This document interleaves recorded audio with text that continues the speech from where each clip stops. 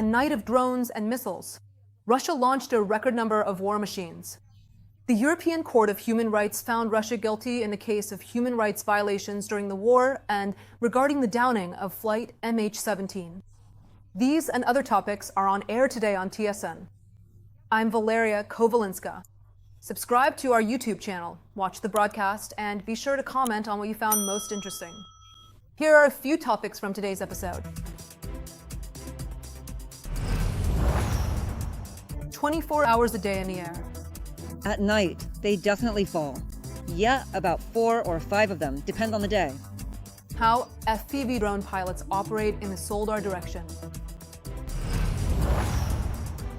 Trump is considering the possibility of providing Kyiv with another Patriot air defense system. We're planning to send a bit more weaponry. We have to. They need to defend themselves. They're getting hit really hard right now.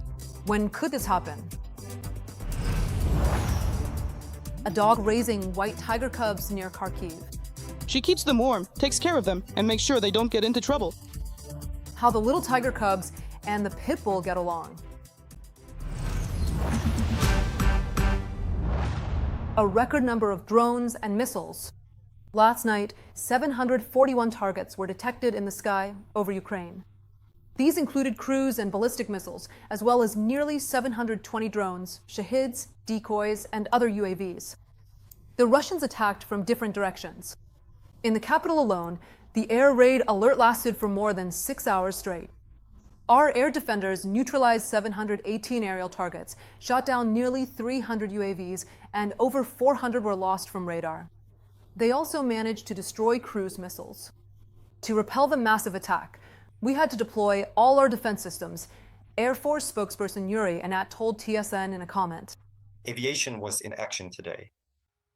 All the aviation available in the Air Force, in the Army aviation, was used against the Shahids, as well as anti-aircraft missile troops and interceptor drones. Dozens of targets were destroyed by them once again. This innovative air defense tool is working effectively. And, of course, the mobile fire groups are still in action. No one is writing them off, obviously. The enemy mainly targeted western Ukraine. Zhytomyr and Volyn regions were under the main missile strike, but explosions were also heard in Lviv and Rivne. In the Zhytomyr region, a carpentry workshop and some outbuildings were damaged. Windows in 2 apartment buildings were also damaged, according to the head of the Zhytomyr Regional Military Administration, Vitaly Binechko. In the skies over Volyn, 50 drones and 5 missiles were detected, 1 cruise missile and 4 Kinzhal missiles. The enemy attacked the airfield and several enterprises, according to the spokesperson for the Air Force. Fires broke out both at one of the enterprises and in a garage cooperative. All the fires have already been brought under control by rescuers at this point. There are no casualties. The mayor of Lutsk, Ira Polishchik, says that all city infrastructure is functioning. Today, we experienced the largest scale attack of enemy aerial targets. We have damage at one of the enterprises where a fire broke out as a result of debris from an enemy aerial target falling. We also have damage on the territory of one of the garage cooperatives. 1 garage was destroyed, and there are fires affecting 4 others. We thank the rescuers. At this moment, all the fires have been contained. Fortunately, thank God, there have been no casualties or injuries as of now. Last night, during the shelling, 2 people were injured in the Kyiv region. In Brovary, a satellite city of the capital, a woman suffered a chest contusion and a man had an acute stress reaction. Doctors are providing all necessary assistance. Firefighters were extinguishing a large fire at an enterprise in Tribukiv. Drone debris fell there. By morning, the fire was brought under control. Fragments of an enemy UAV fell on this enterprise. The area here is about 8,000 square meters. That's roughly the size of a football field. They produce wood here, including wooden pallets. They caught fire instantly during the night. A very intense fire broke out. At the moment, the difficulty was, first of all, the high burning temperature. The column of fire in some places reached 8 meters. We can see that residential houses were located right next to the enterprise. Our workers saved the residential building and others that are located right behind it nearby.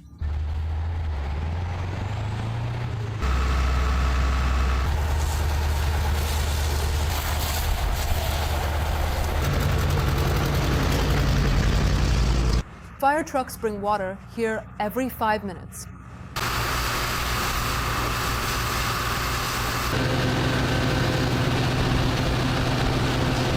There's a residential house just beyond the fence, right next to the fire site. A garage here almost burned down, and the house was badly damaged. The owners are very upset, although everyone here is safe and sound. So this building has been here for 10 years, but we still haven't moved in. And now what? And now, where do we start? With what? So you're going to rebuild, right? Of course.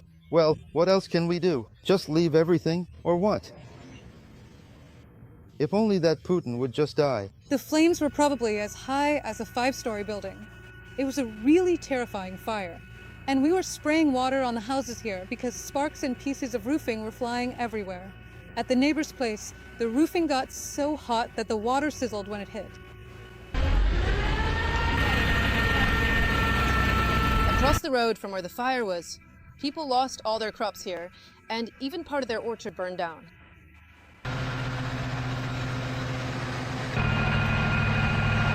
Potatoes, onions, parsley, pumpkins, sunflowers, trees, pears, apples.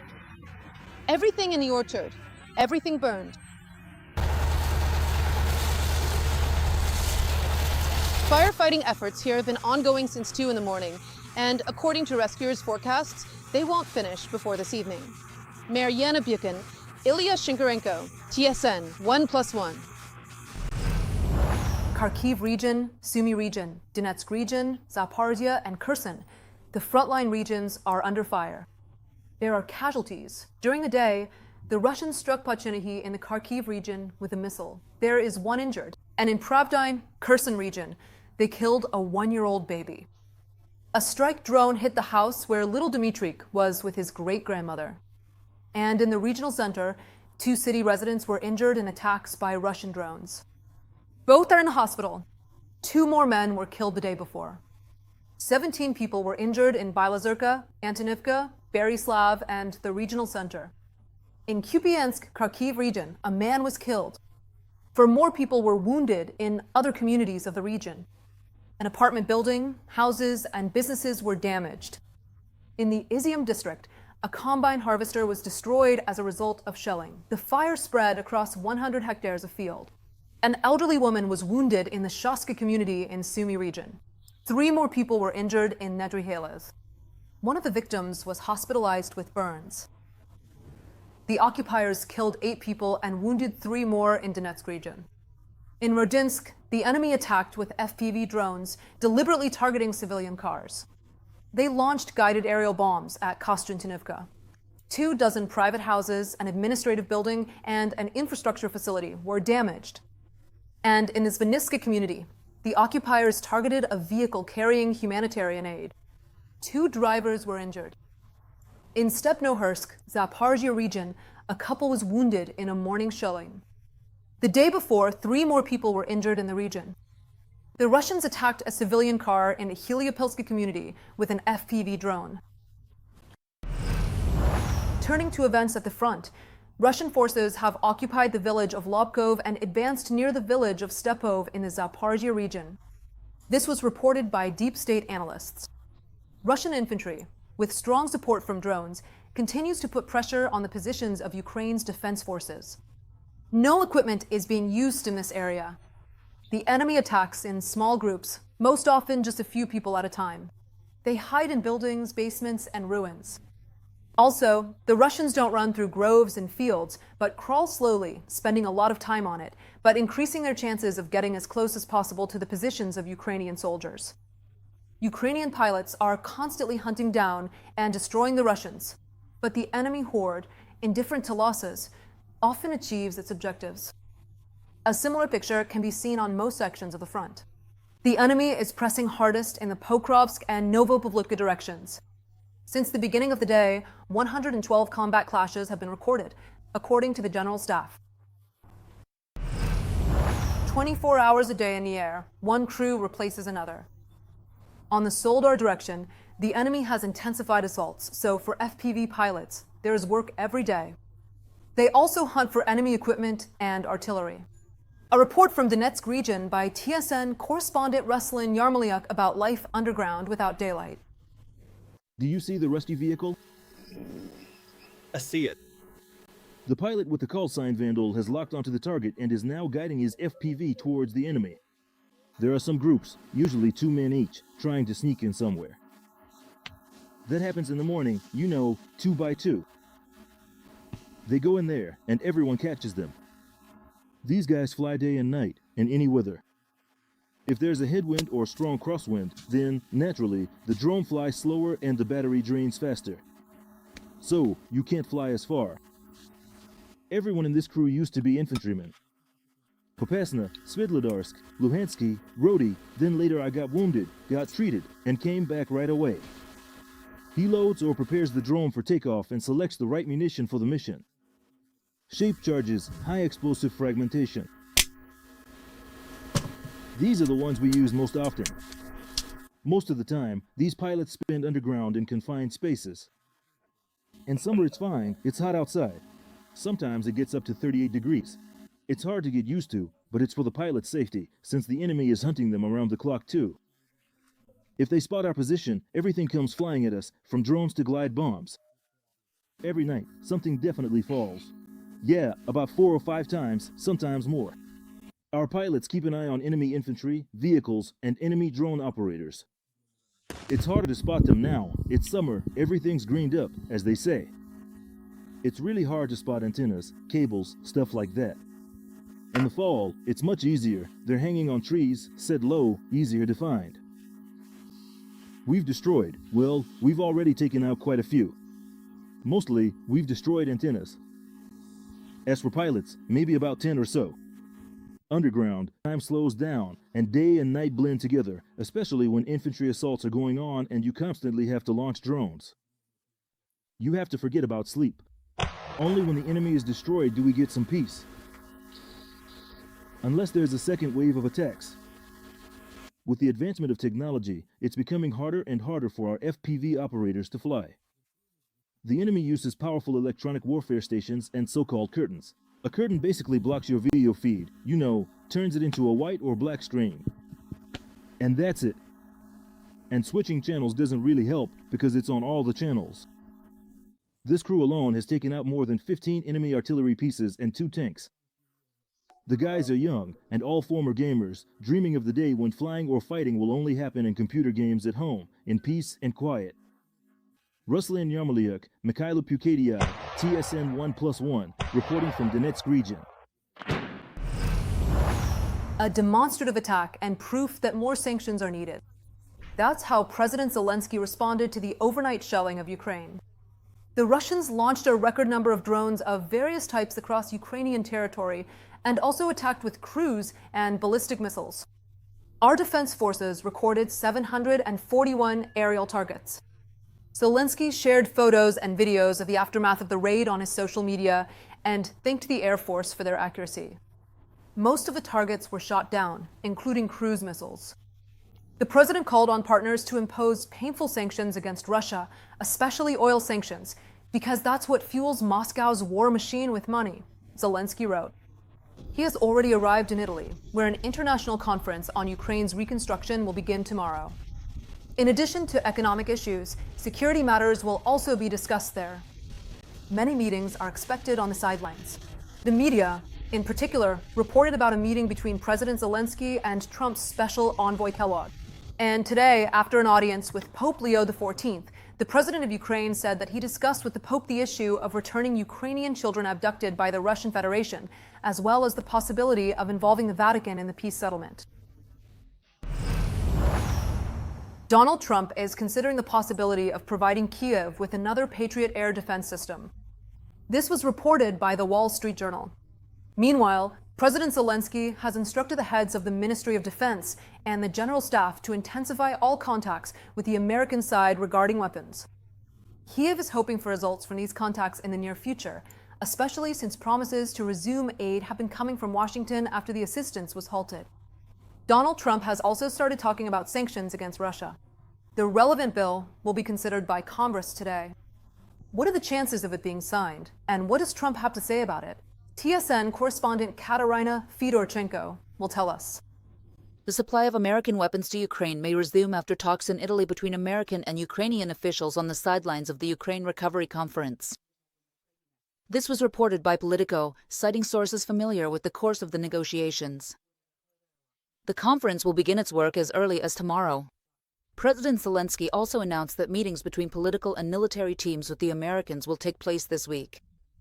He instructed Ukraine's Minister of Defense and the Commander-in-Chief to intensify all contacts with the American side.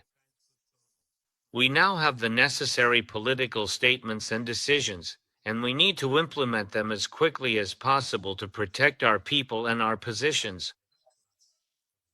First and foremost, this concerns air defense, as well as all other elements of supplies from America. The political statements the president mentioned include, in particular, a brief message from the Pentagon.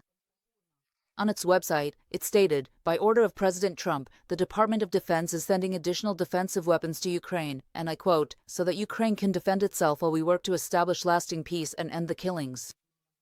However, this statement does not make it clear what specific weapons are being referred to or when they will be delivered. Earlier, Washington halted the transfer of weapons to Kyiv in Poland, weapons that had been allocated by Joe Biden. According to reports, the decision was made by the Pentagon without coordinating with the Trump administration. By the way, according to sources, during his conversation with the Ukrainian president, the American president told the Wall Street Journal that he did not order the halt of the deliveries. Regarding Ukraine, Mr. President, are you planning to send more weapons to Ukraine? We are going to send a bit more weapons. We have to. They have to defend themselves. They're being hit really hard right now. We will send them a bit more weapons. Yes, mainly defensive weapons. While speaking to the press, the U.S. president makes sharp statements towards Russia, saying that during phone conversations with him, Putin acts politely, but that doesn't mean anything. To be honest, Putin constantly tells us a bunch of nonsense.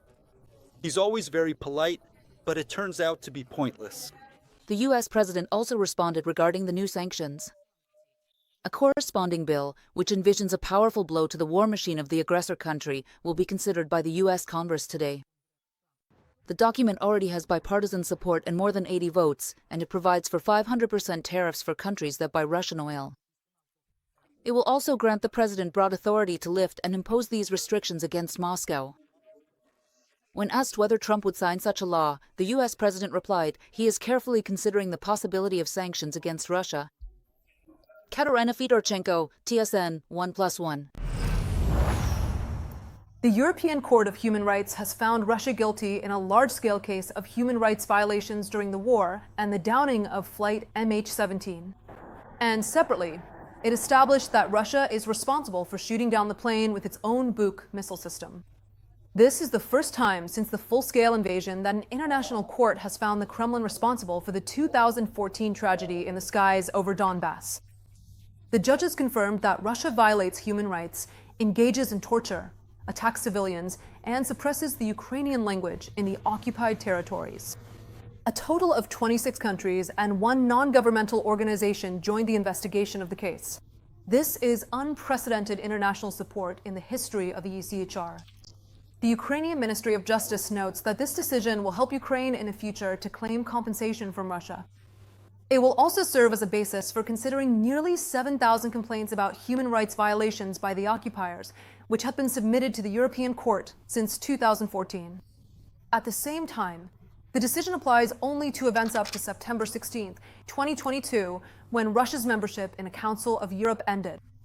Since then, the court's jurisdiction no longer applies to Russia, emphasized Ukraine's representative to the ECHR, Margarita Sokorenko. Many of the elements pointed out by the European Court refer both to the aggressive war and to the crime of aggression committed by the Russian Federation. And when it comes to issues of deportation and the Russification of the population in the occupied territories, these are the elements that we can talk about as elements of genocide. So, in fact, today's decision is not the end of the work. It's just a new stage in our further actions. Is it actually possible to collect compensation from Russia and hold it accountable if it does not recognize the court's decision? What do you think? Be sure to write about it in the comments to this broadcast on YouTube. And of course, give us a like and subscribe to the channel. In the meantime, I'll continue with the TSN broadcast.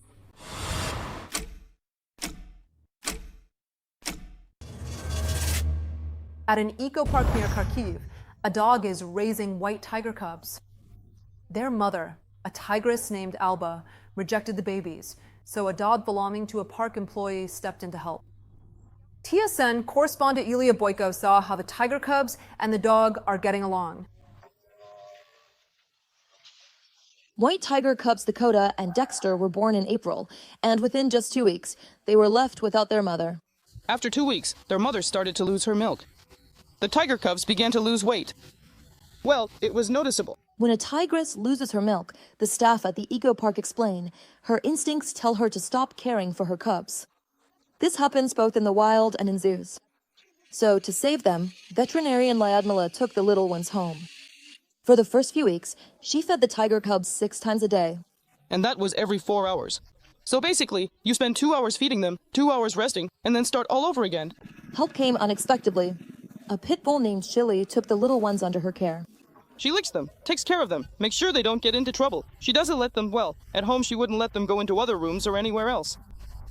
Now Dexter and Dakota are already 2.5 months old. Even though they started eating meat, they still drink milk from a bottle. They're half the size of Chili and obediently follow all her instructions. The ecopark is very happy about this, because, as they explain, white Bengal tigers are rare in the wild. There are only a little over 100 of them. They differ in their coloring, and of course, it's harder to survive in the wild with such a color. Together with Dexter and Dakota, there are 6 such predators in the Kyiv ecopark. The cubs' parents, Alba and Abad, have been living here for several years since their evacuation. There are also 2 more young males, Shaipa and Pikalia. The tiger cubs that were born in the menagerie last year were transferred to a zoo in Ukraine. Like in all zoos, we have exchanges. Animals can both come to us and leave from here. It's still hard to say whether we'll be giving them away. That will be decided later. Recently, the tiger cubs have started to be brought back to their home ecopark. They've already become stars on social media and have thousands of followers. Still, despite their fame and rapid growth, they happily play with their adoptive mom. Yulia Boyko and Alexei Bagayenko, Kharkiv region, TSN 1+1. And with that, I'm wrapping up this TSN broadcast. Subscribe to our YouTube channel, hit the bell so you don't miss our live streams, and don't forget to like this video.